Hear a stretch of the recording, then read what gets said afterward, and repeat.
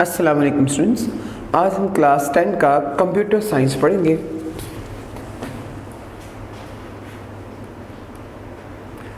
Students, आज हमने chapter number 1 को पढ़ना है जिसका टॉपिक प्रॉब्लम सॉल्विंग है। तो आइए स्टूडेंट्स, कंप्यूटर के चैप्टर नंबर 1 को स्टार्ट करते हैं।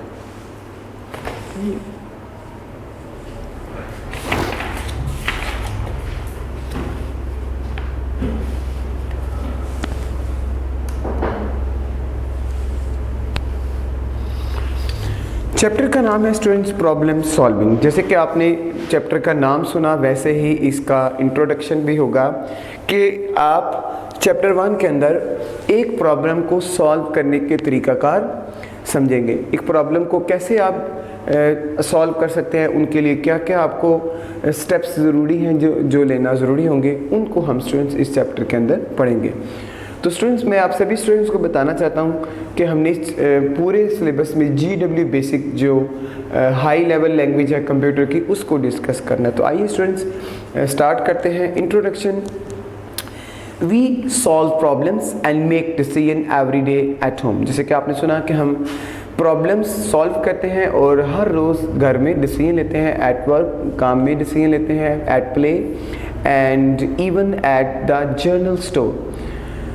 Some problems and decisions are very challenging and require a lot of thoughts, emotion and research। आपने सुना कि कुछ प्रॉब्लम्स ऐसी भी होती हैं जो बहुत चैलेंजिंग होती हैं, या डिसीजन भी, कुछ प्रॉब्लम्स और कुछ डिसीजंस बहुत ज़्यादा चैलेंजिंग होते हैं जिसमें आपको बहुत ज़्यादा सोच की ज़रूरत होगी,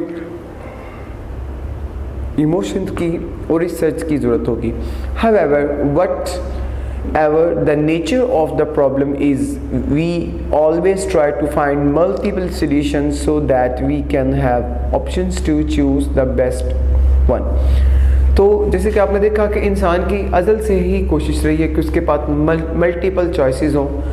उसने हमेशा से कोशिश किया कि कोई भी काम करना हो उसके लिए उसके पास मल्टीपल चॉइसेस होना ज़रूरी है, जिससे वो जिनको यूज़ करके वो किसी भी प्रॉब्लम को सॉल्व कर सके।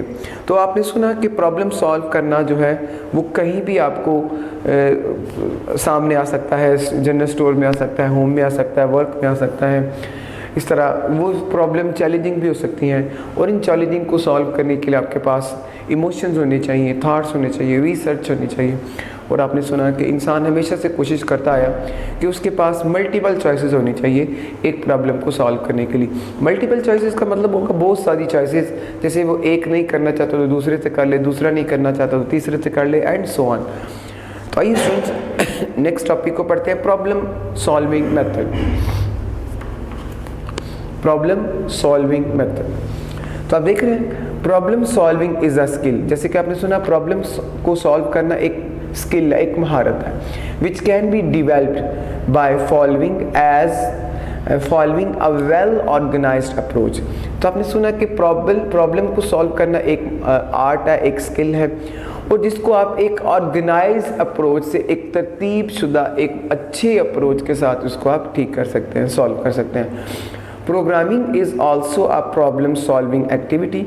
प्रोग्रामिंग जो है, प्रोग्रामिंग क्या है स्टूडेंट्स? कंप्यूटर के अंदर जो आप प्रोग्राम लिखते हैं उसको आप कहते हैं programming. Programming is also a problem solving activity. जैसे कि आपने सुना है जो प्रोग्रामिंग है वो भी प्रॉब्लम सॉल्व करने की एक्टिविटी है। आप कोई भी प्रॉब्लम आ जाए उसको प्रोग्रामिंग के ज़रिए, कुछ प्रॉब्लम्स ऐसी होती हैं स्टूडेंट्स जिन्हें आप प्रोग्रामिंग के थ्रू सॉल्व कर सकते हैं। If you are a good problem solver, अगर आप एक अच्छे प्रोग्रामर सॉल्वर हैं, you have the potential to become a good programmer. तो आपके अंदर एक पोटेंशियल मौजूद होगा कि आप अच्छे प्रोग्रामर बन सकते हैं। जैसे कि आपने सुना कि प्रॉब्लम्स को सॉल्व करने के लिए प्रोग्राम्स इस्तेमाल किए जाते हैं। तो अगर आप एक अच्छे प्रोग्राम सॉल्वर हैं तो इसका मतलब क्या है कि आप एक अच्छे प्रोग्रामर भी हैं। Problem solving methods are covered in many subjects area. तो आपने सुना कि प्रॉब्लम सॉल्विंग मेथड जो है वो बहुत से सब्जेक्ट्स को कवर करते हैं। Business students learn to solve problems with related system approach. जैसे कि आपने सुना बिजनेस से रिलेटेड जो स्टूडेंट्स हैं वो क्या करते हैं, वो प्रॉब्लम सॉल्व करते हैं जो सिस्टम से अप्रोच होते हैं। While engineering and science subjects use engineering and scientific method. तो आपने सुना बिजनेस मेथड, जो बिजनेस के स्टूडेंट्स होते हैं वो बिजनेस से रिलेटेड जो प्रॉब्लम्स हैं वो सॉल्व करते हैं, और जो साइंस और इंजीनियरिंग से रिलेटेड है वो साइंस और इंजीनियरिंग से रिलेटेड प्रॉब्लम्स को सॉल्व करते हैं। Problem use the software developed method. Programmers जो हैं वो उसी सॉफ्टवेयर को यूज़ करते हैं जिसको डिवेल्प किया जाता है। The following steps can be follow any kind of problem. तो आप देख रहे हैं इसमें फर्स्ट स्टेप क्या है, प्रॉब्लम आइडेंटिफिकेशन। सबसे पहली जो आपके पास स्टेप है वो प्रॉब्लम आइडेंटिफिकेशन है, मसले की शनाख्त करना, स्पेसिफाई रिक्वायरमेंट, उसके लिए आपको क्या ज़रूरत होगी, एनालाइज द प्रॉब्लम, तज्जिया करना, design algorithm and draw flow charts. आपको एल्गोरिदम ड्रॉ करना होगा। एल्गोरिदम को भी आप पढ़ेंगे जाके, किसी भी प्रॉब्लम को आप स्टेप्स में कन्वर्ट कर लेते हैं, दिस इज़ कॉल्ड एल्गोरिदम, और उसको आप पिक्टोरियल यानी शक्ल में कन्वर्ट कर लेते हैं तो उसको आप फ्लो चार्ट बोलते हैं। इसको हम आगे जाके मज़ीद डिस्कस इंशाल्लाह करेंगे। इसके बाद आप देख रहे हैं नेक्स्ट है राइट प्रोग्राम को लिखना। प्रोग्राम को क्यों लिखते हैं, जैसे कि अभी हम लास्ट भी पढ़ के आए, पीछे भी पढ़ कर आए कि जो आप प्रोग्राम की मदद से भी प्रॉब्लम्स को क्या कर सकते हैं, सॉल्व कर सकते हैं। तो आप प्रोग्राम लिखेंगे तो प्रोग्राम लिखेंगे तो प्रॉब्लम सॉल्व होगी ना। Test and debug the program. अब आप जो प्रोग्राम लिखते हैं उसको आप टेस्ट भी कर सकते हैं, चेक भी कर सकते हैं, और उसमें से जो गलतियां हैं उन्हें ठीक भी कर सकते हैं। तो टेस्ट करना आप समझ गए, डिबग करना जो इसमें एरर होंगे उसको फाइंड करना और इसको रिमूव करना, ये सारा प्रोग्राम के अंदर डिबगिंग कहलाता है। इम्प्लीमेंट द प्रोग्राम, आप समझते हैं प्रोग्राम को इम्प्लीमेंट करना। इसके बाद नेक्स्ट जो स्टेप है maintain and update the program, maintain बरकरार रखना और अपडेट करते रहना वक्त के साथ साथ। डॉक्यूमेंट द प्रोग्राम की जो डॉक्यूमेंटेशन है वो उसका ध्यान रखना।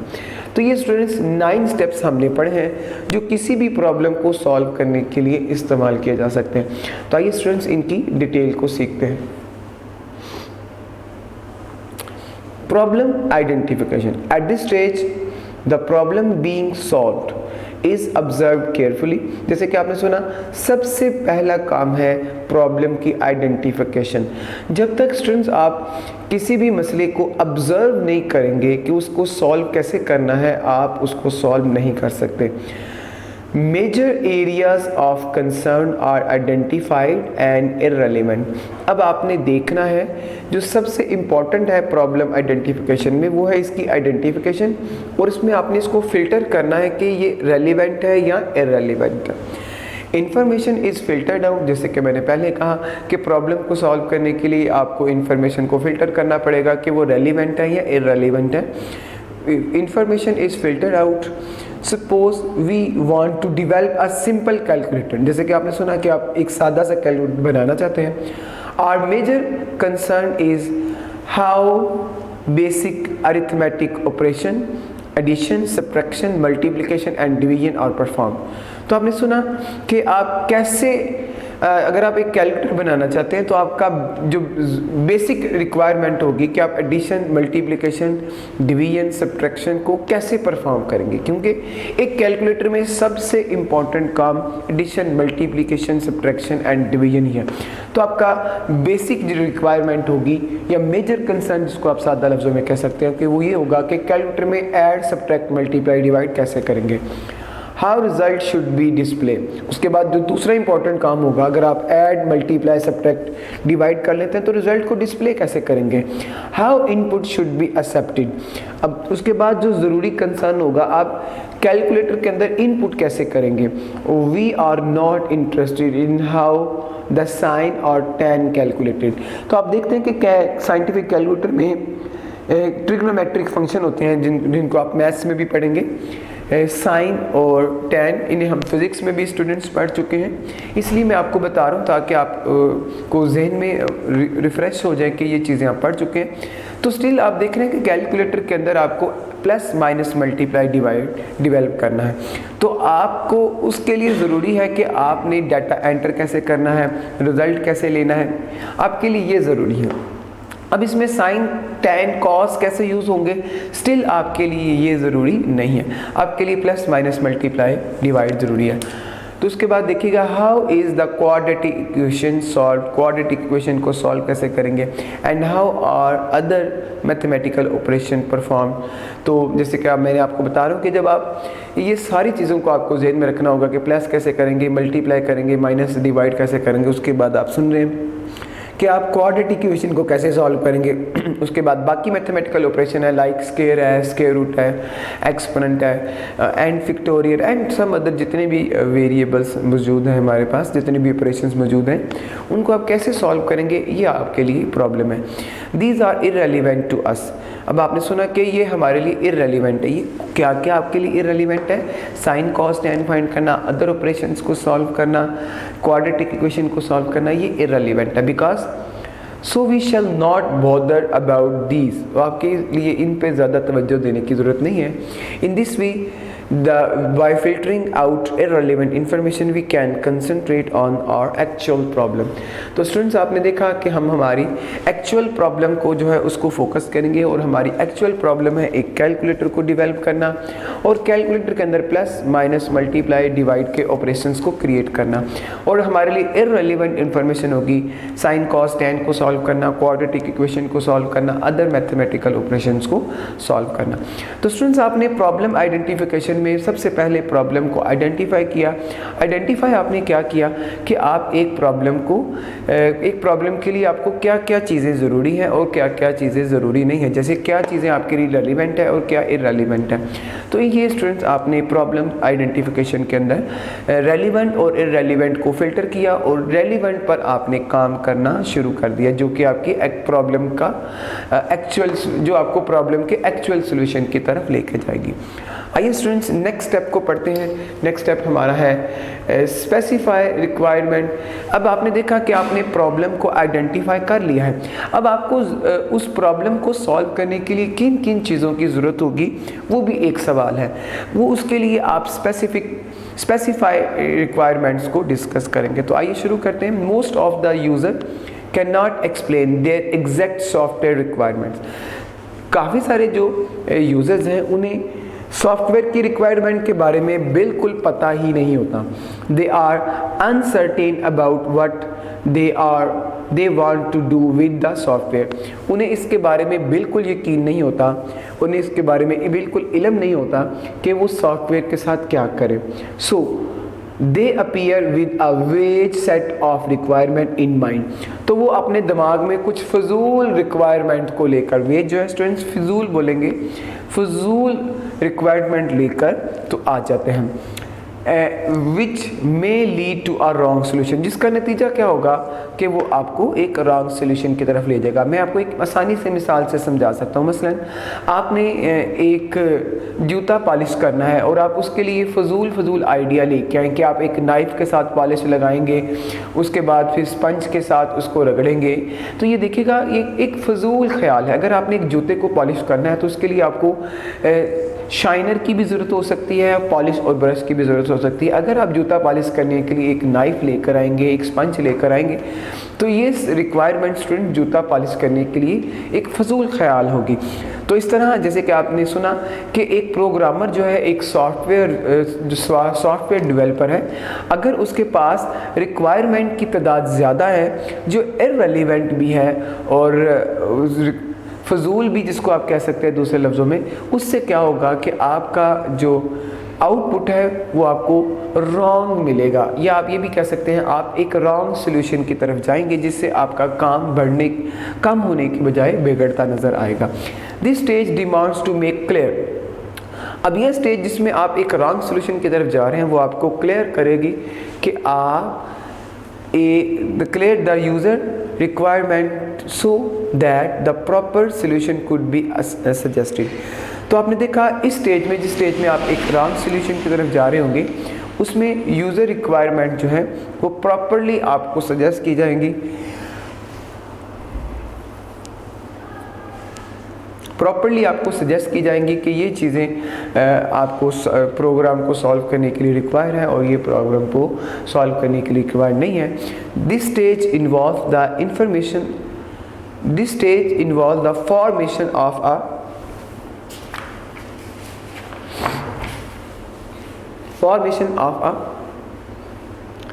requirement documents which describe the features the system is expected to provide, the restriction under which it must operate, and abstract description of the software which provide a basis for design and implementation.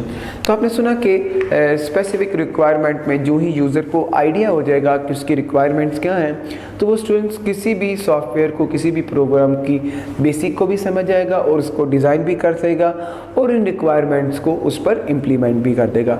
तो students आपने second important step जो है वो specify requirement के बारे में सुना कि एक जो प्रॉब्लम है उसको सॉल्व करने के लिए क्या क्या रिक्वायरमेंट्स की हमें ज़रूरत होती है, तो वो आपने इसके बारे में सुना। थर्ड जो इम्पोर्टेंट स्टेप है स्टूडेंट्स वो एनालाइज द प्रॉब्लम है। थर्ड इम्पोर्टेंट स्टेप क्या है स्टूडेंट्स? एनालाइज द प्रॉब्लम है। तो देखिएगा at this stage problem is decompose into सब प्रॉब्लम्स। तो आप जब भी प्रॉब्लम को एनालाइज करते हैं तो इनको डीकम्पोज कर देते हैं, डिवाइड कर देते हैं छोटी छोटी प्रॉब्लम्स में, जिसको आप सब प्रॉब्लम बोलते हैं। Rather on concentrating the big problem as whole we try to solve sub problems separately. तो जैसे कि आपने सुना कि आप बड़ी प्रॉब्लम पे तवज्जो देने की बजाय क्या करते हैं, जो छोटे छोटे आपने सब प्रॉब्लम्स बनाते हैं उन्हें सॉल्व करने की कोशिश करते हैं। याद रखिएगा स्टूडेंट्स, एक बड़ा मसले को सॉल्व करने में आपके लिए पास आपको ज़्यादा टाइम की ज़रूरत है, ज़्यादा अटेंशन की ज़रूरत है, ज़्यादा पोटेंशियल की ज़रूरत है, ज़्यादा एनर्जी की ज़रूरत है। इस तरह आपने देखा कि जो सब प्रॉब्लम्स होती हैं, जो छोटी छोटी प्रॉब्लम्स होती हैं, इन्हें सॉल्व करने के लिए आपको कम अटेंशन की ज़रूरत है, कम एनर्जी की ज़रूरत है, कम फोर्स की ज़रूरत है, आपके पास कम मटेरियल होगा। अगर आपको मैं बताता चलूँ तो सारी चीज़ें कम होंगी, तो इसमें टाइम भी आपका कम लगेगा। तो सब प्रॉब्लम्स को सॉल्व करना किसी बिगर प्रॉब्लम से सॉल्व करने से ज़्यादा मुनासिब रहेगा। तो we try to solve sub problems separately. तो आपने सुना कि हम सब प्रॉब्लम्स को अलग अलग करके सॉल्व करेंगे। This lead to a simple solution. इसका नतीजा क्या निकलेगा? जब आप सब प्रॉब्लम्स को अलग अलग से सॉल्व करेंगे तो आप किसी नतीजे के पर पहुंचने के अहल हो जाएंगे। This technique is known as top down design. ऐसी टेक्निक को जिसमें आप किसी बड़ी प्रॉब्लम को छोटी प्रॉब्लम्स में डिवाइड कर लेते हैं, इसको आप टॉप डाउन डिज़ाइन बोलते हैं। Also called divide and कन्क्वेयर। Divide and कन्क्वेयर का मतलब है आप इन्हें डिवाइड करते जाएं और फतह हासिल करते जाएं। फतह का मतलब होगा यहाँ पर solution. Here we may ask certain question to approach the right solution. अब आपको किसी भी प्रॉब्लम के राइट डिसीजन पर पहुंचने के लिए कुछ क्वेश्चंस की ज़रूरत होगी जो आपको खुद से पूछने होंगे। How many solutions are there to the given problem. एक प्रॉब्लम को सॉल्व करने के कितने सॉल्यूशन होंगे? Which one is the best solution. कौन सा इनमें से बेस्ट होगा? Can the problem be solve on computer. क्या प्रॉब्लम कंप्यूटर पर सॉल्व की जा सकती है? What are input and output. Input और आउटपुट क्या चीज़ें हैं? How can the bigger problem be divided into सब प्रॉब्लम। तो आपने सुना कि एक बड़ी प्रॉब्लम को आप छोटी प्रॉब्लम्स के अंदर कैसे जो है वो डिवाइड कर सकेंगे। तो ये स्टूडेंट्स आपने एनालाइज द प्रॉब्लम पढ़ा, जिसमें आपने पढ़ा कि आप एक बड़ी प्रॉब्लम को छोटी प्रॉब्लम में डीकम्पोज करके उसको आसानी से सॉल्व कर सकते हैं। और उससे क्या होगा, डीकम्पोज करने से आप एक राइट सोल्यूशन की तरफ जा सकते हैं। अब एनालाइज करने के लिए कुछ चीज़ों की ज़रूरत होगी कि आप एक प्रॉब्लम के कितने सोल्यूशन करते हैं, उसमें से बेस्ट कौन सा है। उन सॉल्यूशंस को आप क्या कंप्यूटर पे भी सॉल्व कर सकते हैं, उनका इनपुट आउटपुट क्या होगा, उनको डिवाइड कैसे करना है। तो ये स्टूडेंट्स ज़रूरी चीज़ें हैं किसी भी प्रॉब्लम को डीकम्पोज करने के लिए। तो ये स्टूडेंट्स आपने सुना। आइए नेक्स्ट जो हमारा स्टेप है उसको डिस्कस करते हैं। नेक्स्ट स्टेप हमारा बहुत ही इंपॉर्टेंट है, जैसे कि आप देख रहे हैं, design algorithm and flow chart. तो जैसे कि स्टूडेंट्स मैंने लेक्चर के स्टार्ट में भी बताया था, एल्गोरिदम क्या चीज़ है। एल्गोरिदम स्टूडेंट्स किसी भी स्टेप को, आप कोई भी काम करना चाहते हैं, आप किसी भी फंक्शन पर जाना चाहते हैं, उसके लिए आप एक प्लान आउट कर लेते हैं कि आपने सबसे पहले ये करना है, फिर ये करना है, फिर ये करना है। उसको एक लिस्ट की फॉर्म में लिख लेते हैं, यानी पेपर पे लिख लेते हैं और आप किसी जगह उसको पेस्ट कर देते हैं। तो अब आप क्या करेंगे, सबसे पहले आप देखेंगे आपने फर्स्ट स्टेप किया, उसके बाद आप सेकंड स्टेप देखेंगे, फिर थर्ड स्टेप देखेंगे, फिर फोर्थ स्टेप देखेंगे। इसका फ़ायदा क्या होगा स्टूडेंट्स, आपने ऑलरेडी प्लान कर रखा होगा तो कोई भी काम आपसे मिस नहीं होगा। तो इसको स्टूडेंट्स एल्गोरिदम कहते हैं। कंप्यूटर के अंदर भी किसी भी प्रोग्राम को, किसी भी प्रॉब्लम को सॉल्व करने के लिए आप उसको स्टेप्स में कन्वर्ट कर लेते हैं, इसको आप कहते हैं एल्गोरिदम। तो आइए स्टूडेंट्स डिज़ाइन एल्गोरिदम और ड्रॉ फ्लो चार्ट को समझते हैं। Designing the algorithm require to develop a finite list of step to solve a problem. आपने सुना कि एल्गोरिदम को बनाने के लिए आपको जो स्टेप्स हैं उनकी तादाद जो है वो महदूद चाहिए, फिनिट चाहिए, काउंटेबल जिसको आप कहते हैं। ये नहीं कि आपने एक ऐसा काम करना हो जिसका एंड ही कोई ना हो। जब उसका एंड कोई नहीं होगा तो स्टूडेंट्स जारी बात है, उसके जब एंड नहीं कोई होगा तो उसके स्टेप्स भी आप फाइंड आउट नहीं कर सकेंगे कि कितने स्टेप्स उसके आप बनाएंगे। तो जैसे कि आपने देखा कि डिज़ाइन एल्गोरिदम के अंदर सबसे ज़रूरी जो है कि आपके पास ऐसी प्रॉब्लम होनी चाहिए जिसके स्टेप्स या जिसका एंड जो है वो आपको फिनिट हो, गिवन हो, आप फाइंड कर सकें। It is then verified that whether the algorithm solve the problem as intended or not। अब आपने उसके बाद ये भी वेरीफाई करना है कि वो जो प्रॉब्लम आप सॉल्व करें क्या उसका एल्गोरिदम भी बन सकता है या नहीं बन सकता। Writing algorithm is often most difficult part of the problem solving process. तो आपने सुना प्रॉब्लम सॉल्विंग प्रोसेस के अंदर जो सबसे ज़्यादा मुश्किल जिसमें आपको महसूस होगी वो एल्गोरिदम लिखना होगा। Most computer algorithm perform at least following steps: gate data input, perform computation process, display result output. तो आपने सुना ज़्यादातर जो एल्गोरिदम है वो 3 काम ये लाजमी करते हैं। उसके बाद देखिएगा once the algorithm has been design, अगर आप एक दफ़ा एल्गोरिदम बना देते हैं, it should be verified through desk check. तो आप इसको डिस्क चेक के जरिए क्या करते हैं, वेरीफाई करते हैं। अब आप इसमें शॉर्ट क्वेश्चन भी बना सकते हैं। डिस्क चेक क्या है, जैसे कि आप यहाँ पे लिख सकते हैं define desk check. Desk check is an important part of algorithm design that is often overlooked. अब आपने सुना कि इसका एक इम्पॉर्टेंट पार्ट है जो क्या करता है, ओवरलुक करता है। ओवरलुक का मतलब क्या होगा, आप जो एक एल्गोरिदम बनाते हैं उसको चेक करता है। To desk check an algorithm we must carefully perform each algorithm steps just as computer would do and verify that the algorithm work as desired। अब डिस्क चेक क्या करता है कि एल्गोरिदम को चेक करता है कि आया वो डिज़ायर वर्क के अकॉर्डिंग काम भी कर रहा है या नहीं कर रहा। The time and effort can be saved by locating and locating algorithm error at the stage. तो स्टूडेंट्स डिस्क चेक से आपका टाइम भी सेव हो जाता है और आपका काम भी एक्यूरेट हो जाता है, जिससे आपका प्रॉब्लम सॉल्विंग जल्दी हो जाएगा। उसके बाद आगे देखिएगा अब आप यहाँ पे भी शॉर्ट क्वेश्चन लिख सकते हैं। What is program? A program is a set of instruction given to computer to solve a particular problem. तो आपने सुना प्रोग्राम एक सेट ऑफ इंस्ट्रक्शन है जो कंप्यूटर को दिया जाता है to solve a particular problem, एक खास मसले को हल करने के लिए।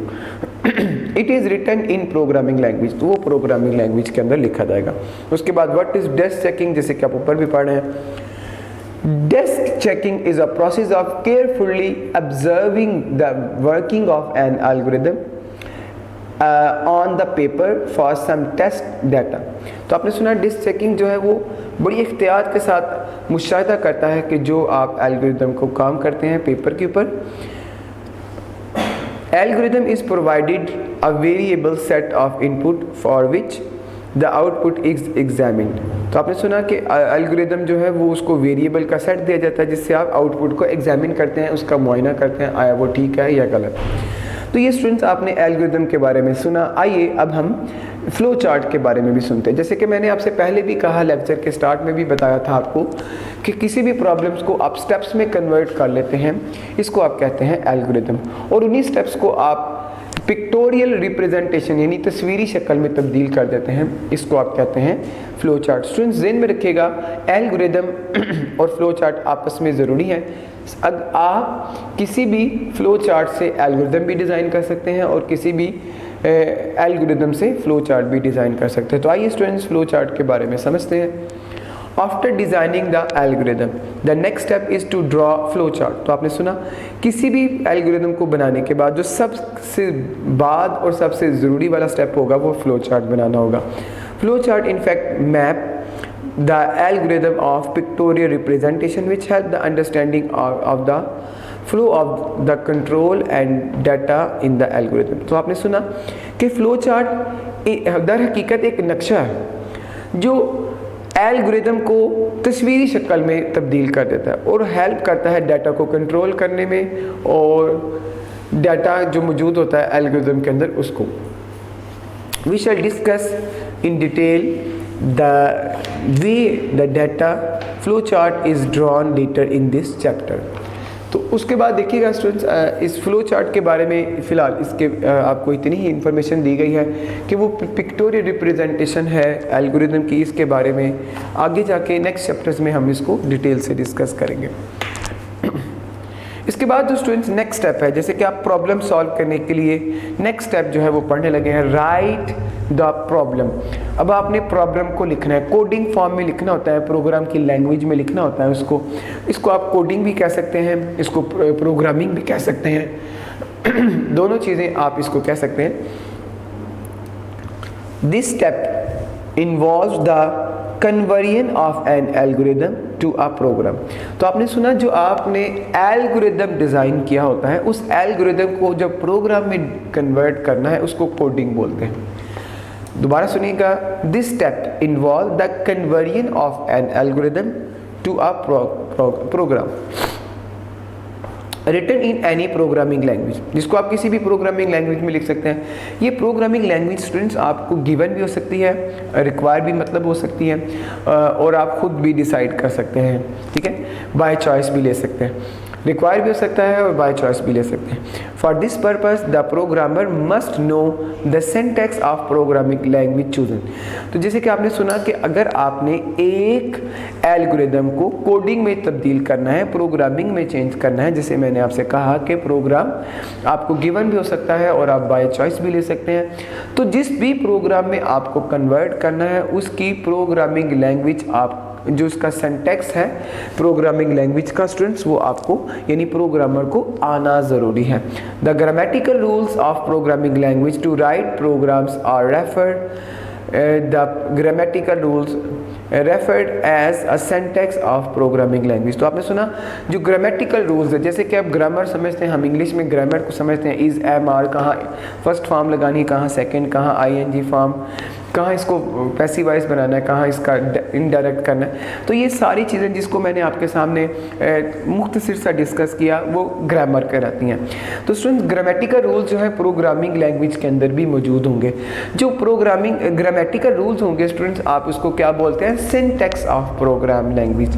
क्या बोलते हैं, सिंटैक्स ऑफ प्रोग्रामिंग लैंग्वेज। एक दफ़ा इस लाइन को दोबारा पढ़ते हैं और समझते हैं। The grammatical rules of programming language to write program as referred as syntax of programming language. तो आपने सुना जो ग्रामेटिकल रूल्स प्रोग्रामिंग लैंग्वेज में मौजूद होते हैं उसको आप सिंटैक्स ऑफ प्रोग्रामिंग लैंग्वेज कहते हैं। तो स्टूडेंट्स आपने सुना कि हम जो राइट द प्रोग्राम या कोडिंग के अंदर एल्गोरिदम जो हमारा हमने पहले से डिज़ाइन कर रखा होता है उसको आप कोडिंग में या प्रोग्रामिंग में कन्वर्ट कर सकते हैं। उसमें आपने ये भी सीखा कि प्रोग्रामर को प्रोग्राम गिवन भी हो सकता है और वो बाय चॉइस भी ले सकता है। इसमें जो सबसे ज़्यादा इम्पॉर्टेंट है, आप जिस भी प्रोग्राम में कन्वर्ट कोडिंग करना चाह रहे हैं, प्रोग्रामिंग करना चाह रहे हैं एल्गोरिदम की, प्रोग्रामर को उसका सिंटैक्स आना चाहिए, यानी ग्रामेटिकल रूल्स का उसको आइडिया होना चाहिए। तो आइए स्टूडेंट्स नेक्स्ट स्टेप को पढ़ते हैं। नेक्स्ट स्टेप बहुत ही इंपॉर्टेंट है, ये लॉन्ग क्वेश्चंस के लिए भी इंपॉर्टेंट है स्टूडेंट्स। जब हम एक्सरसाइज को डिस्कस करेंगे तो ये लॉन्ग क्वेश्चंस के लिए भी इंपॉर्टेंट होगा। Test and debug. टेस्ट भी आपको जानते हैं कि आप चेक करते हैं, और डीबग क्या होता है कि आप जब इसको चेक करते हैं तो आपको एरर फाइंड होते हैं। एरर को फाइंड करना और रिमूव करना इज कॉल्ड डीबगिंग। तो आइए स्टार्ट शुरू करते हैं। This stage requires evaluating the program to verify that it works as desired. जैसे कि आपने देखा कि आप देखना चाहते हैं कि जो प्रोग्राम आपने डिज़ाइन किया है, जो डॉक्यूमेंट आप बना रहे हैं, क्या वो आपकी डिज़ायर, आपकी मर्ज़ी के मुताबिक काम कर रहा है कि नहीं कर रहा। इस मर्ज़ी को चेक करने के लिए स्टूडेंट्स आपको इसको चेक करना होगा। क्या करना होगा, इसको चेक करना होगा। Do not rely on just one test case. आपको एक टेस्ट पर बिल्कुल भरोसा करने की जरूरत नहीं होगी। Run the program several time. अब आपको क्या करना है, एक प्रोग्राम को नंबर ऑफ टाइम बार बार जो है उसको रन करना है, several time using different set of data. उसमें आप क्या करेंगे, डाटा जो है, जो आपके पास प्रोग्राम रन करने के लिए डाटा की ज़रूरत होती है, उसको आप चेंज करते रहेंगे। डाटा चेंज करने से स्टूडेंट्स आपको आइडिया हो जाएगा कि जो आप प्रोग्राम बना चुके हैं उसके अंदर क्या फिक्स वैल्यूज़ यूज़ की जा सकती हैं, या जो भी आप वैल्यू पुट करें वो इसका आंसर देगा। तो ये बार बार वैल्यूज़ को चेंज करने का ये फ़ायदा होगा कि आपको डिफरेंट आउटपुट मिलेंगे। Making sure that it works correctly, और आपको इस बात की यकीन दहानी भी करनी होगी कि आप कोई भी वैल्यू इसमें पुट करते हैं और जो आपने प्रोग्राम डिज़ाइन किया क्या वो एक ठीक तरीके से काम भी कर पाता है, या किसी वैल्यू के अंदर उसमें उसे थोड़ी एरर महसूस होता है। Making sure that it works correctly for every solution provided in the algorithm. तो आपने सुना कि एल्गोरिदम में जो भी आपको कोडिंग अवेलेबल है उसको वो टेस्ट ठीक से करता है या नहीं करता। इसके बाद देखिएगा, if it is not producing desired result, अगर वो आपकी मर्जी का हस्बे मंशा नतीजा नहीं देता, देन एरर्स डिबग्स, एरर या bugs must be pointed out and debug. तो आपने सुना स्टूडेंट्स, कंप्यूटर की लैंग्वेज में हम एरर को बग बोला करेंगे। एरर को क्या बोला करेंगे, बग बोला करेंगे। और एरर को फाइंड करना और रिमूव करना क्या कहलाया करेगा, डिबगिंग। तो आपने सुना जो एरर्स कंप्यूटर्स में हम फाइंड करते हैं प्रोग्रामिंग के अंदर, दोबारा मेरी बात सुनिएगा, प्रोग्रामिंग के अंदर स्टूडेंट्स जो हम एरर्स फाइंड करते हैं उसको आप बग बोला करेंगे। और इन एरर्स को फाइंड करना, सबसे पहले तो फाइंड करना होगा, फाइंड करेंगे तो रिमूव करेंगे ना, फाइंड करना और रिमूव करना, दिस इज कॉल्ड डिबगिंग। तो आपने सुना कि if it is not producing desired result, the errors must be pointed out, bugs must be pointed out and debug. तो आप इसकी डेफिनेशन मार्क कर सकते हैं डिबगिंग की यहाँ से। Debugging is the process of finding and removing error in the program. आपने सुना डिबगिंग जो है वो प्रोग्राम के अंदर एरर्स को फाइंड करना और रिमूव करना है। This there can be 3 types of programming. Programming की 3 इकसाम है। फर्स्ट वन है syntax error, run time error, execution error और लॉजिकल एरर। तो जैसे कि आपने सुना कि किसी भी प्रोग्रामिंग की 3 टाइप्स हो, किसी भी डिबगिंग की 3 टाइप्स हो सकती हैं। तो आपने सुना कि 3 तरह की डिबगिंग हम कर सकते हैं। एक है जी सिंटैक्स एरर। 3 तरह के एरर्स कंप्यूटर में आ सकते हैं, डिबगिंग एरर, सिंटैक्स एरर और रन टाइम एरर। इसके बाद देखिएगा, ये आप डिबगिंग की डेफिनेशन आप सीख सकते हैं यहाँ से। Debugging is the process of finding and removing error in the program. ये भी डेफिनेशन आप लिख सकते हैं। तो सबसे पहले हम सिंटैक्स एरर को लिखते हैं। याद रखिएगा स्टूडेंट, सिंटैक्स एरर जो है वो लिखने की गलती है। किसकी गलती है, लिखने की गलती है। अगर आपसे लिखते कोई गलती सर दर्द हो जाती है तो इसको सिंटैक्स एरर बोलते हैं। इस तरह प्रोग्रामिंग के दौरान भी स्टूडेंट्स लिखते हुए हमसे कोई गलती हो सकती है, इस गलती को आप सिंटैक्स एरर बोला करेंगे। तो आइए सिंटैक्स एरर को डिस्कस करते हैं। A syntax error occur when the program violate one or more grammatical rules of the programming language। जैसे आपने सुना कि सिंटैक्स एरर तब वाक़या होता है जब आप एक या एक से ज़्यादा ग्रामेटिकल मिस्टेक कर देते हैं। जैसे कि मैंने आपको पहले भी बताया, ग्रामेटिकल मिस्टेक यहाँ पर होगा सिंटैक्स ऑफ प्रोग्राम। यहाँ पे ग्रामर से मुराद इज़, एम, आर की या वाज वर्क की गलती नहीं है। स्टूडेंट्स आपको ज़हन में रखना है, कंप्यूटर के अंदर ग्रामेटिकल मिस्टेक से मुराद सिंटैक्स एरर है, लिखने की गलती जिसको आप कहेंगे। These errors are detected at compile time. ये जो कंपाइल है इसको आप रन टाइम कहते हैं। जब आप स्टूडेंट्स कंपाइल प्रोग्राम आप लिख लेते हैं तो आप उसको कंपाइल करते हैं। कंपाइल का मतलब क्या होता है, आप उसको टेस्ट करते हैं आया वो ठीक है या गलत है। तो जब आप स्टूडेंट्स इसको कंपाइल करते हैं, अगर इसमें कोई गलती ना हो तो वो बगैर रिपोर्ट किए प्रोग्राम को रन कर देगा, यानी एरर को रिपोर्ट किए बगैर प्रोग्राम रन हो जाएगा। मगर अगर इसमें कोई एरर होगा तो वो फ़ौरन उसको पॉइंट आउट करेगा कि फ़लाँ लाइन में या फ़लाँ जगह जो है वो आपका एरर मौजूद है। तो जैसे कि आपने सुना कि सबसे पहले आपने सुना these error are detected at compile time. अगर आपको सिंटैक्स एरर, ग्रामेटिकल एरर, आप ग्रामेटिकल रूल्स के अंदर आप कोई मिस्टेक कर देते हैं तो वो कंपाइल टाइम के टाइम डिटेक्ट हो जाएगी, तलाश हो जाएगी। That is when the translator, compiler और interpreter attempts the translate the program. जब वो प्रोग्राम को ट्रांसलेट कर रहा होता है हाई लेवल से लो लैंग्वेज में, तो फ़ौरन वो क्या करता है, एरर को डिटेक्ट कर देता है। There can be many reason, for example बहुत सी इसमें वजूहात जो हैं वो हो सकती हैं, जैसे कि आप मिसाल देख रहे हैं। For example trying to execute wrong program statement, जैसे कि आप कह सकते हैं कि आप किसी रॉन्ग स्टेटमेंट को प्रोग्राम के अंदर लिख देते हैं और इसको एग्जीक्यूट करने की कोशिश करते हैं, तो ये भी स्टूडेंट्स क्या हो जाएगी, ये हम सिंटैक्स के अगेंस्ट होगी, रूल्स ऑफ ग्रामर के अगेंस्ट हो जाएगी, इसलिए वो इसको भी सिंटैक्स एरर हाईलाइट करेगा या पॉइंट आउट करेगा।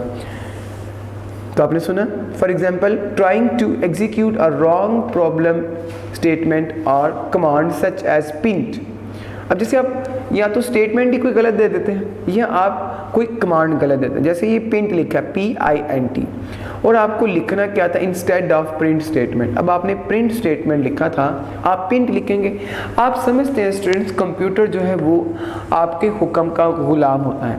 आप इसको जो प्रोग्राम करेंगे वो वैसे का वैसे करेगा, ना उससे कम करेगा ना उससे ज़्यादा करेगा। आप समझते हैं उसके अंदर फैसला करने की सलाहियत जो है, डिसीजन एबिलिटी जिसको हम इंग्लिश में बोलेंगे, वो उसके अंदर नहीं होती। आप सभी स्टूडेंट्स अगर कोई को लफ्ज़ कम ज़्यादा हो तो आप उसको मे भी डायरेक्टली समझ जाएं, बिकॉज अल्लाह ताला ने हम इंसानों को सोचने, समझने और फैसला करने की सलाहियत दे रखी है। मगर आप समझते हैं कंप्यूटर एक मशीन है, उसके अंदर ना सोचने की एबिलिटी है, ना समझने की एबिलिटी है और ना ही डिसीजन पावर उसके अंदर मौजूद है। वो वही काम करता है जिसको प्रोग्रामर उसको करने को कहता है, या जिसको जितना प्रोग्राम किया जाता है उतना ही वो परफॉर्म करता है। तो आपने सुना कि अगर आप प्रिंट की जगह पिंट टाइप कर देते हैं, are trying to assign a value a constant such as 5 is equal count, तो स्टूडेंट्स ऐसी कंडीशन में क्या अकर होगा, सिंटैक्स एरर आपके पास आ जाएगा। ठीक है, सिंटैक्स एरर आपके पास आ जाएगा। इसके बाद नेक्स्ट एरर को पढ़ते हैं, रन टाइम एरर है। Runtime error. A runtime error occurs when program direct the computer to perform an illegal operation such as dividing by a zero. आपने सुना, रन टाइम एरर तब आएगा जब आप प्रोग्राम को इल्लीगल ऑपरेशन परफॉर्म करने के लिए बोलेंगे। इल्लीगल ऑपरेशन स्टूडेंट्स ऐसा ऑपरेशन होगा जिसको सॉल्व नहीं किया जा सकता होगा, मगर आप उसको प्रोग्राम के थ्रू आप मजबूर करेंगे कंप्यूटर को कि वो ऐसा काम करे जो इल्लीगल है, जिसको सॉल्व ही नहीं किया जा सकता। जैसे कि आपने एक मिसाल दी है, डिवाइड नंबर बाय ज़ीरो। मैं आप सभी स्टूडेंट्स को बताना चाहता हूं कि अगर आप किसी भी नंबर को ज़ीरो से डिवाइड करें, ज़रा देखिएगा, ज़ीरो को 1 से डिवाइड कर दें तो आंसर 0 आ जाएगा। मगर स्टूडेंट्स अगर आप इसका रेसिप्रोकल कर देते हैं, 0 ऊपर चला जाता है, 1 नीचे आ जाता है, 0 नीचे आ जाएगा और 1 ऊपर चला जाएगा, 1 डिवाइड बाय 0, तो इसका आंसर अनडिफाइन आएगा। इसका आंसर अनडिफाइन आने की वजह क्या है स्टूडेंट्स, 1 का टेबल आपके पास मौजूद है मगर 0 का टेबल आपके पास मौजूद नहीं है, तो इसको इन्फिनिटी बोलते हैं, अनडिफाइंड कहते हैं, इसको आप एक्सप्लेन नहीं कर सकते। तो अगर आप किसी भी नंबर को 0 से डिवाइड करते हैं, that is called run time error. इसको आप कंप्यूटर की लैंग्वेज में क्या बोलेंगे students, run time error. Run time error are detected and display by the computer during the execution of program. जब प्रोग्राम एग्जीक्यूट हो रहा होता है, प्रोग्राम रन हो रहा होता है, उस टाइम ऐसे एरर्स को पॉइंट आउट किया जाता है। When a runtime error occur, the computer will stop execution the program। जैसे कि आपने सुना, जब भी प्रोग्राम के अंदर कोई रन टाइम एरर आ जाता है, कंप्यूटर या प्रोग्राम को एग्जीक्यूट करना रोक देते हैं। And may display a diagnostic message that help in locating the error. और वो आपको एक डायग्नोस्टिक मैसेज आ जाता है कि फ़ला लाइन के अंदर, फ़ला स्टेटमेंट के अंदर एक एरर है, तो आप जब उस एरर को ठीक करते हैं तो प्रोग्राम क्या हो जाता है, रन हो जाता है। तो स्टूडेंट्स हमने एरर की 2 टाइप्स पढ़ी, एक सिंटैक्स एरर पढ़ा और एक रन टाइम एरर पढ़ा। आइए एरर की 3rd टाइप जो है लॉजिकल एरर जो है वो भी इसको हम समझते हैं। तो जैसे कि आप इसका लॉजिकल एरर देख रहे हैं, इसके नाम से ही आपको आइडिया हो रहा है कि आप इसमें लिखते सही हैं मगर उसका लॉजिक गलत होता है। ऐसी कंडीशन में भी कंप्यूटर ऐसे स्टेटमेंट को भी रन करने से कासिर रहता है। तो आइए इसको डिस्कस करते हैं। Logic errors occur when a programme follow a wrong logic. आपने सुना लॉजिकल एरर तब होते हैं जब कंप्यूटर किसी रॉन्ग लॉजिक को फॉलो कर देता है। द ट्रांसलेटर, कंपाइलर और interpreter does not report any error. इसमें क्या होता है कि कोई ट्रांसलेटर या कंपाइलर जो है वो एरर को रिपोर्ट नहीं करता। For logical error These are the most difficult error to locate। तो आपने सुना लॉजिकल एरर सबसे मुश्किल एरर होते हैं जिन्हें फाइंड करना मुश्किल होगा। Logical errors can be identified by just looking at wrong output of the program. Logical error can only be detected by thoroughly testing the program, observing all variables,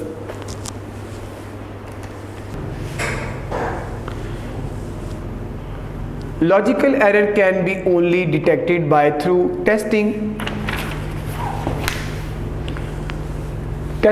problems, observing all variable closely and testing each path by logic flow in the program। तो आपने सुना students जितने भी program run time error आपने सुना logical error है वो उन्हें डिटेक्ट करना मुश्किल होता है और वो कंपाइल जब आप प्रोग्राम को एग्जीक्यूट करते हैं कंपाइल करते हैं उस दौरान आप इसको फाइंड कर सकते हैं। आइए स्टूडेंट्स नेक्स्ट टॉपिक को पढ़ते हैं, इम्प्लीमेंट द प्रोग्राम। अब प्रोग्राम को आप इम्प्लीमेंट करवाना चाहते हैं, आपने प्रोग्राम का एल्गोरिथम भी बना दिया, फ्लो चार्ट भी बना दिया, उसको टेस्ट भी कर दिया, डिबग भी कर दिया। अब प्रोग्राम को इम्प्लीमेंट कैसे कर लेंगे? Once the program has been tested thoroughly, it must be installed or put into operation at the site। आपने प्रोग्राम को जब चेक कर लिया मुकम्मल तौर पर, अब आप प्रोग्राम को इंस्टॉल कर सकते हैं उस साइट पर जहाँ पे आप इसको इंस्टॉल करना चाहते हैं। Where it is be used, this is known as implementation of program. इसको आप क्या बोलेंगे? Implementation of program. इसके बाद नेक्स्ट देखिएगा, maintain and update the program. Program maintenance is an ongoing process of upgrading the program to accommodate new hardware and software requirements and introducing minor improvements। Maintain आप समझ रहे हैं, जब भी students maintenance का काम होता है ये ऑनगोइंग है, ये मुसलसल चलता रहता है। आपने सुना program maintenance is an ongoing process, ये मुसलसल चलने वाला काम है जो अपडेट करता है प्रोग्राम को टू अकोमोडेट न्यू हार्डवेयर, के वो न्यू हार्डवेयर के साथ तावन कर सके, सॉफ्टवेयर रिक्वायरमेंट्स को देख सके, introducing minor improvement. Essentially it is the expansion updating the improvement of program after its installation. तो आपने तो सुना कि आप क्या कर सकते हैं, इसको अपडेट कर सकते हैं, इसको इम्प्रूव कर सकते हैं। किसको इम्प्रूव कर सकते हैं, अपडेट कर सकते हैं? प्रोग्राम को कर सकते हैं आफ्टर इंस्टॉलेशन के बाद। After installation regular maintenance is essential to continue usefulness of program. आप देखते हैं जिस चीज़ के अंदर आप मुसलसल जो है वो ध्यान रखें, उसकी मेंटेनेंस का ध्यान रखें, वो चीज़ ज़्यादा देर तक काम आपके आ सकती है। तो रेगुलर मेंटेनेंस इज़ एसेंशियल, जो रेगुलर मेंटेनेंस है वो ज़रूरी है to continue usefulness of program. A proper maintenance depends upon the existence of complete documentation. अब प्रॉपर मेंटेनेंस जो है वो डिपेंड करती है डॉक्यूमेंटेशन के ऊपर। तो स्टूडेंट्स आपने सुना कि प्रोग्राम के अंदर जब आप प्रोग्राम को टेस्ट डिबग कर लेते हैं, उसमें से एरर को फाइंड रिमूव कर देते, तो उसके बाद इम्प्लीमेंट है, और इम्प्लीमेंट के बाद आपने सुना कि हम मेंटेन करते हैं और अपडेट करते हैं। तो आपने सुना ये एक मुसलसल प्रोसेस है जो चलता रहता है, जिसकी मदद से आप न्यू हार्डवेयर और सॉफ्टवेयर की रिक्वायरमेंट्स को पूरा कर सकते हैं। आइए स्टूडेंट नेक्स्ट स्टेप को पढ़ते हैं। नेक्स्ट स्टेप जैसे कि आप देख रहे हैं हमारा 9th वाला स्टेप है इस प्रोग्राम सॉल्विंग का, लास्ट स्टेप जिसको आप कह सकते हैं डॉक्यूमेंट द प्रोग्राम। अब सब मराहिल आप तय कर चुके हैं, अब आपने डॉक्यूमेंट द प्रोग्राम पे आना है। Documentation is a detailed description of program's algorithm design. आपने सुना कि डॉक्यूमेंट जो है वो एक लंबा चौड़ा डिटेल डिस्क्रिप्शन है of program's algorithm. Coding program, coding भी आप समझते हैं, सिंटैक्स इसको आप कहते हैं प्रोग्राम को लिखना। टेस्टिंग इसको भी आप समझ चुके हैं, प्रॉपर यूजेज ये भी हम समझ चुके हैं। Documentation is a valuable for the user who rely upon the program on day to day basis। तो आपने सुना डॉक्यूमेंटेशन जो है वो बहुत कीमती चीज़ है उन लोगों के लिए जो रोज़मर्रा कामों में प्रोग्राम को इस्तेमाल करते हैं। For the programmer who may be called on to modify और अपडेट टू इट। तो there are no universally accepted standard concerning what should be included in a program's documentary. तो आपने सुना कि कोई भी कायनाती हकीकत यहाँ पे मौजूद नहीं है कि जो किसी भी प्रोग्राम की स्टैंडर्ड्स को कबूल कर सके। आप समझ सकते हैं कि जो जो नए नए प्रोग्राम बनेंगे इनके स्टैंडर्ड्स में भी तब्दीली आती जाएगी। Although it's concern will very somewhat depending upon the complexity of the program in the journal, comprehensive documentation consists of the following: a description of what the program is supposed to do। अब आपने सुना आपके पास तफसील होनी चाहिए कि programme को क्या आप करवाना चाहते हैं। सॉफ्टवेयर रिक्वायरमेंट, जिसको आप सॉफ्टवेयर की रिक्वायरमेंट कह सकते हैं।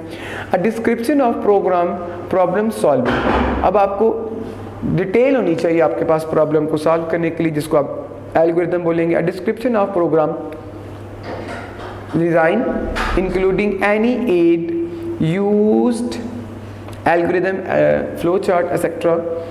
उसके बाद description of programmer testing process including the test data used and result obtain. जैसे कि आपने सुना आपके पास इसकी भी डिटेल मालूमात होनी चाहिए, टेस्टिंग प्रोसेस की भी, टेस्ट के डाटा के बाद जो टेस्टिंग के अंदर डाटा यूज़ होना है और जो रिजल्ट आना है इसके बारे में डिटेल इंफॉर्मेशन आपके पास होनी चाहिए। A description of all correction modification updates made to be program since it was put into operation and user manual guide।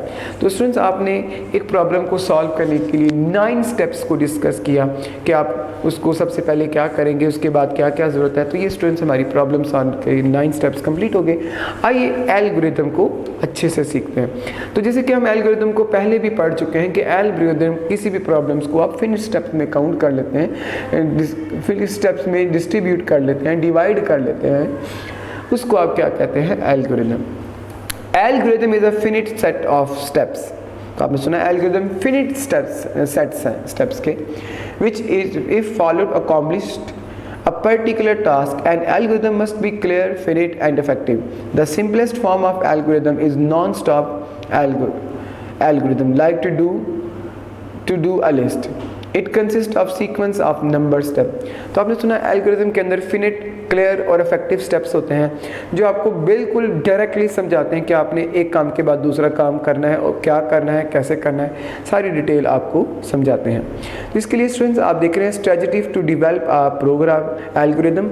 Algorithm बनाने के लिए आप क्या स्ट्रेटजी यूज़ करते हैं, इसको स्टूडेंट्स हम सीखते हैं।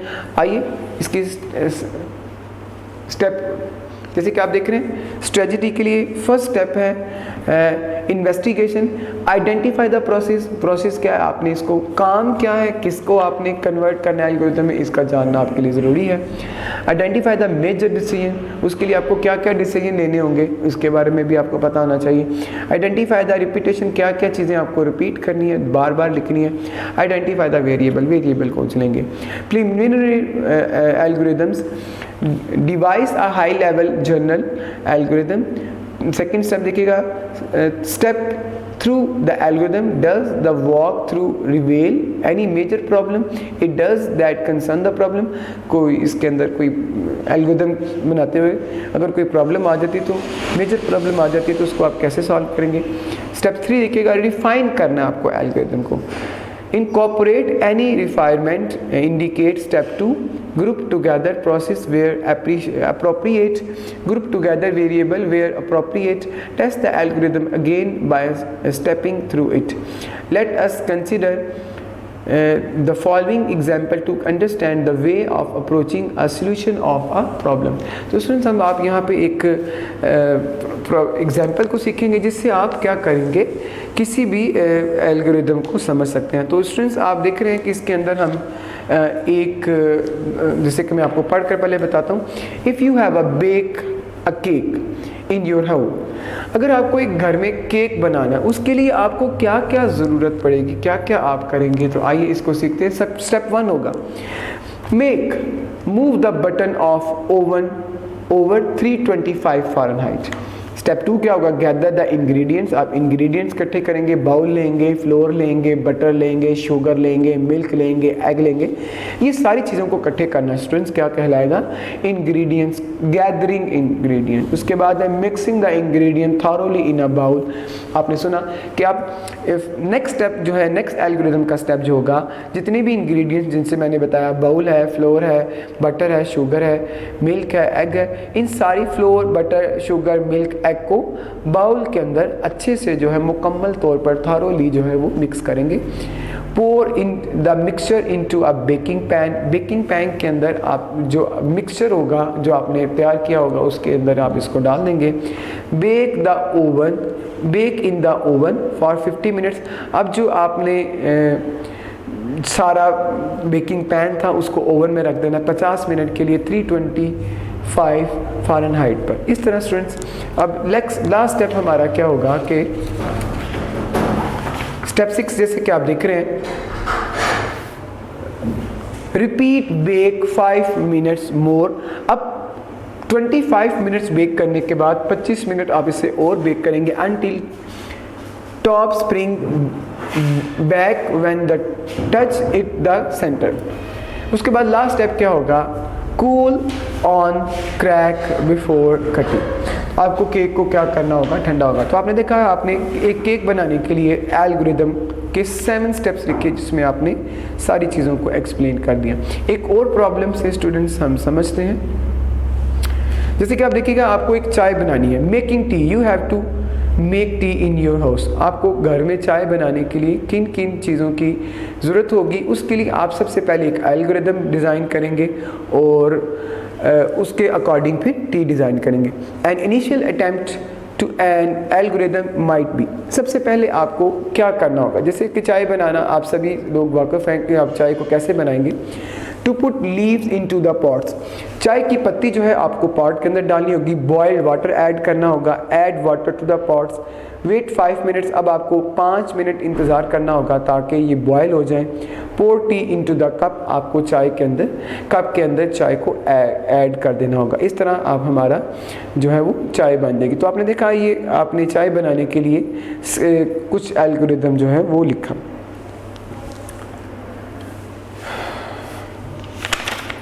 इसके बाद स्टूडेंट्स हम नेक्स्ट टॉपिक को डिस्कस करेंगे, वो हमारा नेक्स्ट टॉपिक है फ्लो चार्ट। जैसे कि मैं पहले भी बता चुका कि किसी भी प्रॉब्लम को आप सबसे पहले कन्वर्ट करते हैं एल्गोरिदम में और इसको पिक्टोरियल रिप्रेजेंटेशन यानी इसका मैप बनाते हैं, इसको आप फ्लो चार्ट बोलते हैं। तो मैप जो है वो कई डिज़ाइन की कई इसकी शेप्स में बनाया जा सकता है। मैं आपको ये बताने की कोशिश कर रहा हूँ कि जो आप डिज़ाइंस बनाएंगे, फ्लो चार्ट की जो शेप्स बनाएंगे उसकी शेप्स वो डिफरेंट टाइप्स की होंगी और हर शेप एक अलग पर्पस को शो करेगी। यानी आप ये कह सकते हैं हर शेप का अलग सा पर्पस होगा। तो आइए सबसे पहले फ्लो चार्ट को डिस्कस करते हैं, उसके बाद फिर इसके शेप्स या सिंबल जिसको आप दूसरे लफ्ज़ों में कह सकते हैं उनको भी डिस्कस करेंगे। Flow chart is a pictorial representation of an algorithm. ये आप पहले भी पढ़ चुके हैं कि फ्लो चार्ट एक तस्वीरी शक्ल है, एक मैप है एल्गोरिदम का। This it is a way of visually presenting the flow of data, जो डाटा को प्रेजेंट करता है विजुअली, शक्लों की शेप में, सिंबल्स की शेप में आप किसी भी एल्गोरिदम को प्रेजेंट कर सकते हैं, डाटा को भी रिप्रेजेंट कर सकते हैं। The operation perform within the system at the sequence in which they are perform.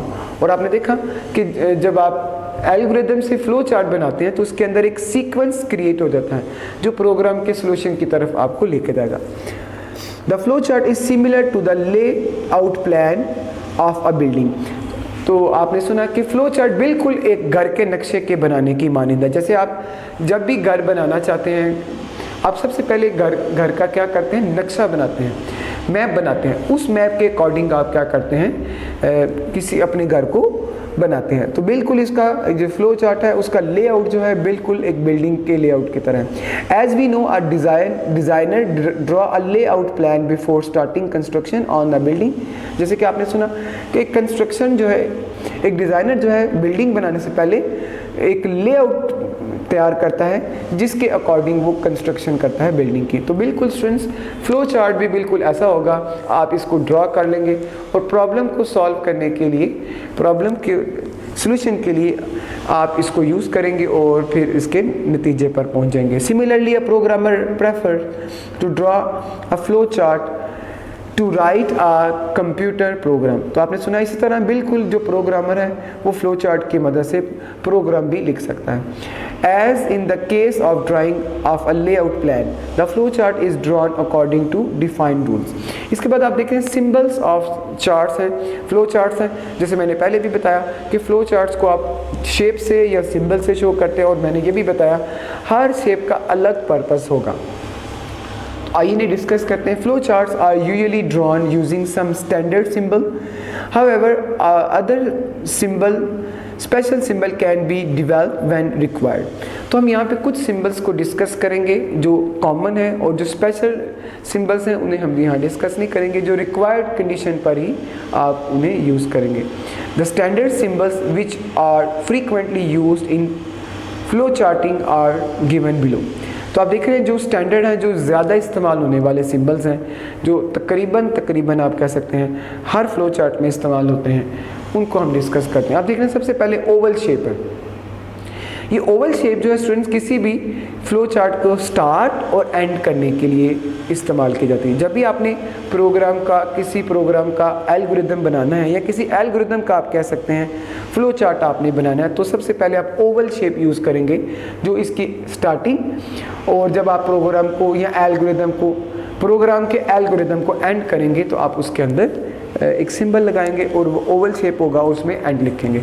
उसके बाद रेक्टेंगल है, जहाँ भी आपको प्रोसेस करना होगा, कोई एडिशन करनी होगी, कोई सब्ट्रैक्शन करनी होगी, कुछ मल्टीप्लिकेशन करनी होगी, एनी काइंड ऑफ प्रोसेसिंग, उसके अंदर आप रेक्टेंगल का सिंबल यूज़ करेंगे। उसके बाद आप देख रहे हैं ये एक पैरेललोग्राम का सिंबल है। मैथमेटिकल सिंबल्स के हवाले से बता रहा हूँ, पैरेललोग्राम का सिंबल है। तो यहाँ पे आपने इनपुट और आउटपुट लेना है। ऐसी कंडीशन जहाँ पे आपने प्रोग्राम के अंदर इन करना हो, कोई डाटा एंटर करना हो, उसके लिए आप ये सिंबल यूज़ करेंगे। उसके बाद आप देख रहे हैं नेक्स्ट स्टेप है डायमंड सिंबल, इसको बोलते हैं। इसको कौन सा सिंबल बोलते हैं? डायमंड सिंबल कहते हैं। डायमंड सिंबल डिसीजन के लिए इस्तेमाल होगा।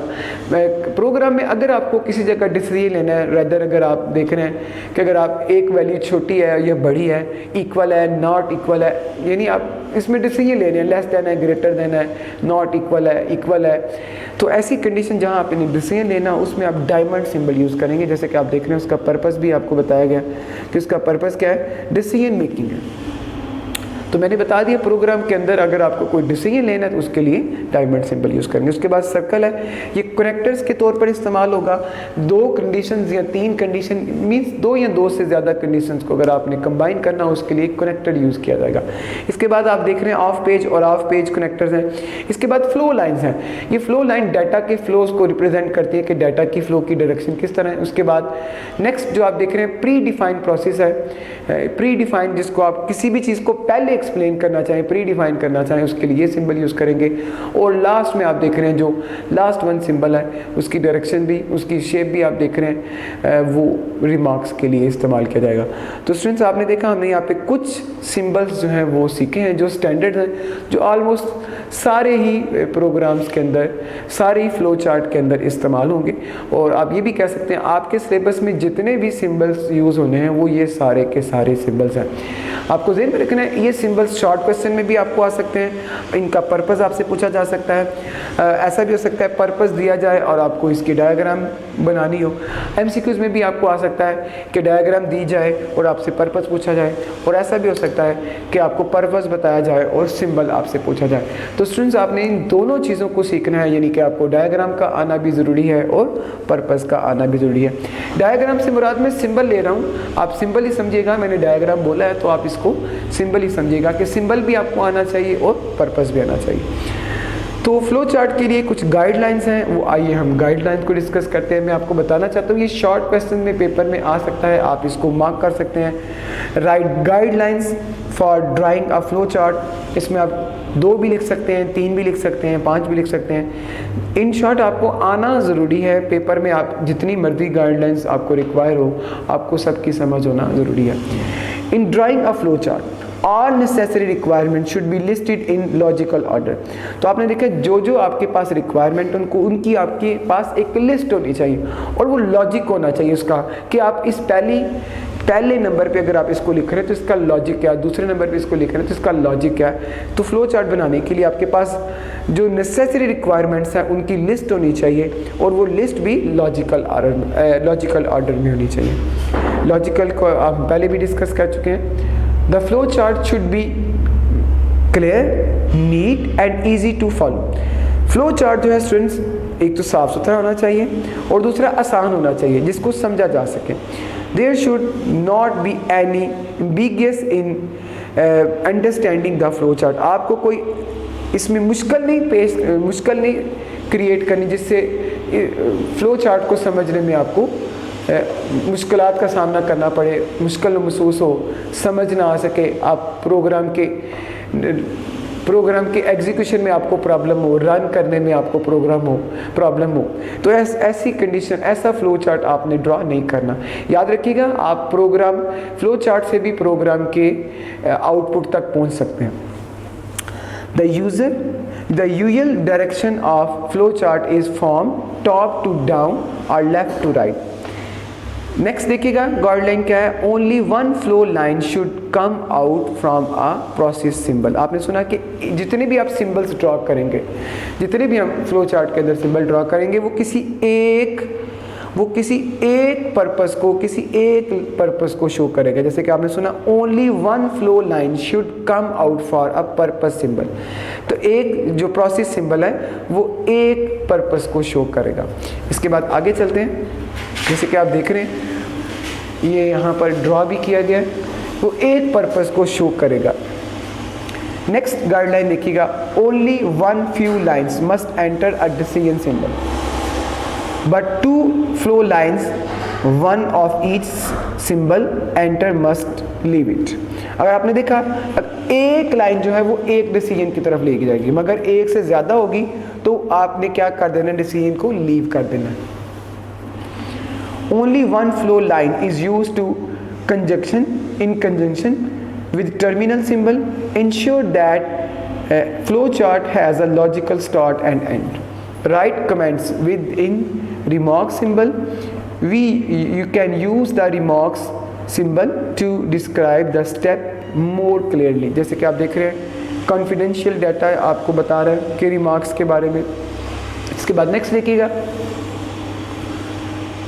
if the flow chart becomes complex, it is better to use connector symbols to reduce the numbers of flow lines.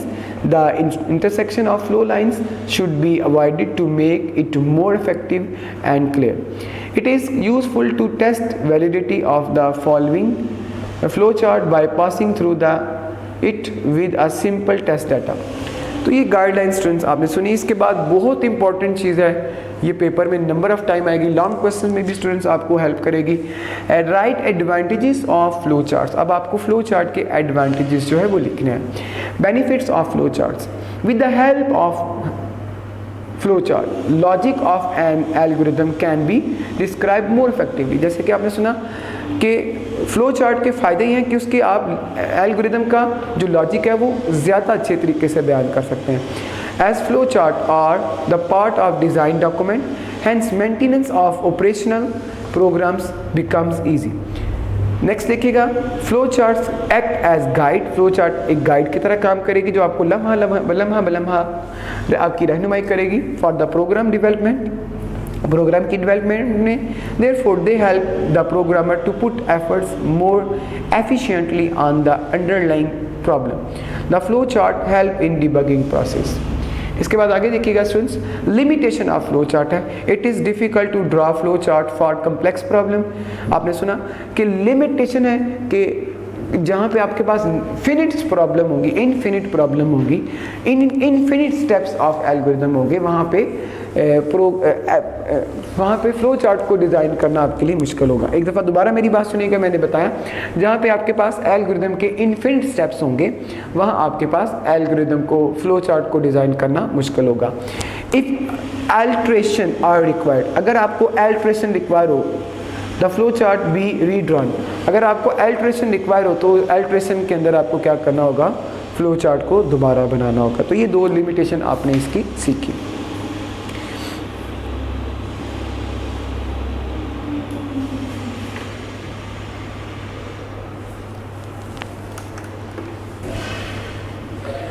तो आइए स्टूडेंट्स एक्सरसाइज को स्टार्ट करते हैं। आप देख रहे हैं सबसे पहला क्वेश्चन है fill in the blanks. Set of instruction given to the computer to solve a problem is called programme.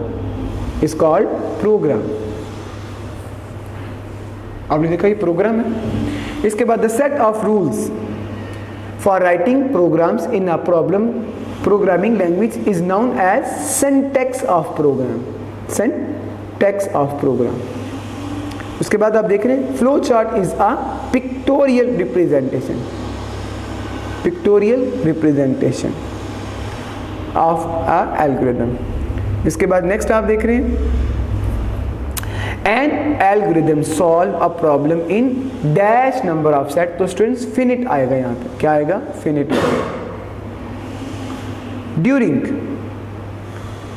Dash problem is solved during dash a problem is decomposed into multiple sub problems during analyze।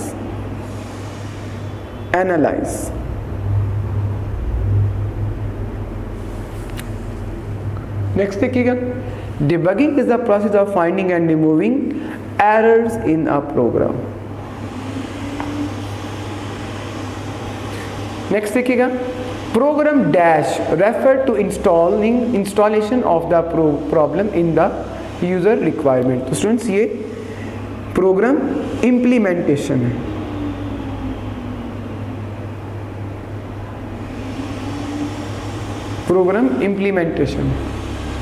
occurrence of dash error crash the program run time। इसके बाद देखिएगा students next choose the correct answer. Basic is a high level language, low level language, assembly language, machine language. तो ये students जैसे कि मैंने पहले बताया GW बेसिक एक हाई लेवल लैंग्वेज, लेक्चर के स्टार्ट में मैंने बताया था।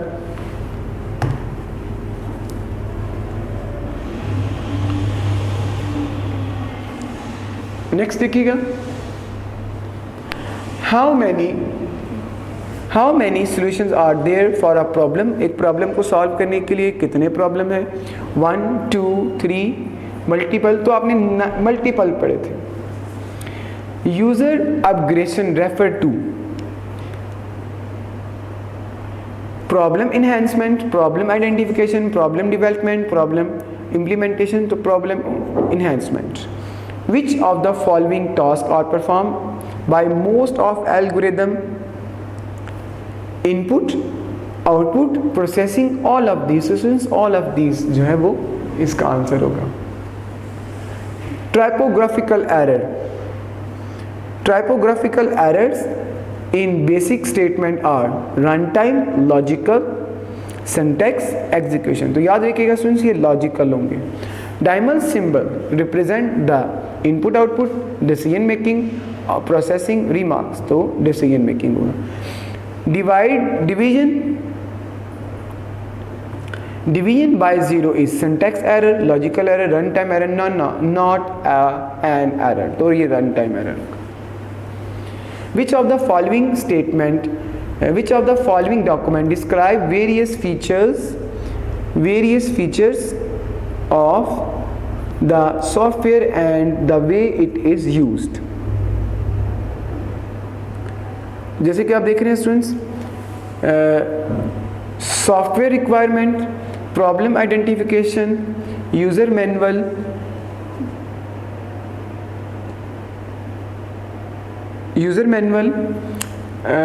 एल्गोरिथम। तो स्टूडेंट्स ये यूजर मैनुअल इसका आंसर होगा। नेक्स्ट देखिएगा algorithm is a requirement document. Algorithm is a requirement document, design document, test document, user guide. तो स्टूडेंट्स इसका आंसर होगा डिज़ाइन डॉक्यूमेंट। नेक्स्ट देखिएगा, the technique divide and conquer is use to solve simple problem, complex problem, large problem, complex and large problem, complex and large problem. आइए students अब आप इसके true false को discuss करते हैं।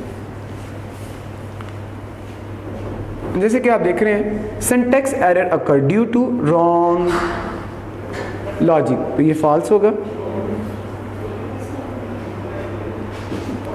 Top down design is follow to solve complex problem, ये भी student solve false होगा। Depth testing is a process of verifying working of algorithm, तो ये स्टूडेंट्स ट्रू होगा। नेक्स्ट देखिएगा, debugging is an important part of analyse, तो ये भी स्टूडेंट्स ट्रू होगा। Every stage of the program development is documented, तो ये भी स्टूडेंट्स फॉल्स होगा, डॉक्यूमेंटेड नहीं होती है। Rectangle symbol use for decision making in flow chart, तो आपको पता है इनपुट आउटपुट के लिए इस्तेमाल होगा, ये भी फॉल्स हो जाएगा। इसके बाद सेवेंथ है, requirement data is not helpful at development stage, तो आप समझते हैं ये भी फॉल्स होगा, रिक्वायरमेंट डाटा तो हेल्पफुल होगा।